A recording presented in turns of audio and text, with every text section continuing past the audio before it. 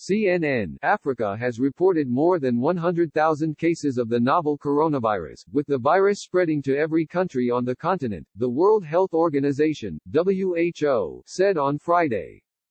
There have been 3,100 deaths from the virus in Africa.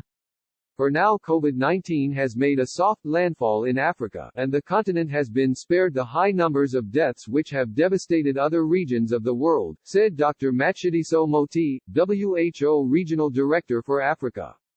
A security officer dispenses chlorinated water to a passenger at Muhimbili National Hospital in Dar es Salaam, Tanzania, a few hours after the government announces the first case of the COVID-19 in the country on March 16, 2020.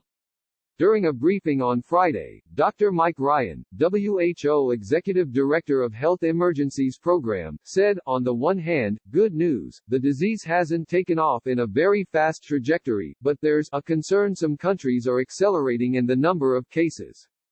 Ryan said within Africa, there are many highly vulnerable groups, and the bearing of coronavirus on those groups has yet to be seen. We don't know what the impact of this will be in undernourished children with chronic malnutrition. We don't know what the impact of this will be in overcrowded refugee camps. So, there's a lot still to be learned, he said. As a comparison, Europe reported 4,900 deaths when cases reached 100,000 on that continent, according to the press release.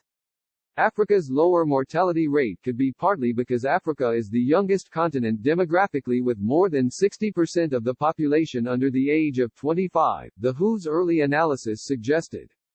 The continent has conducted around 1.5 million COVID-19 tests, but testing rates remain low and many countries continue to require support to scale up testing, WHO said.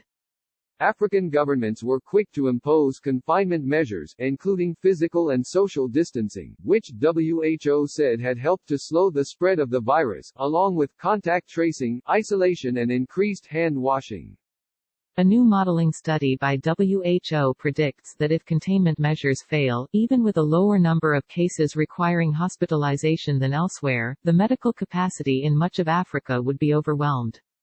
With more than 18,000 cases, South Africa has the highest number of coronavirus patients on the continent.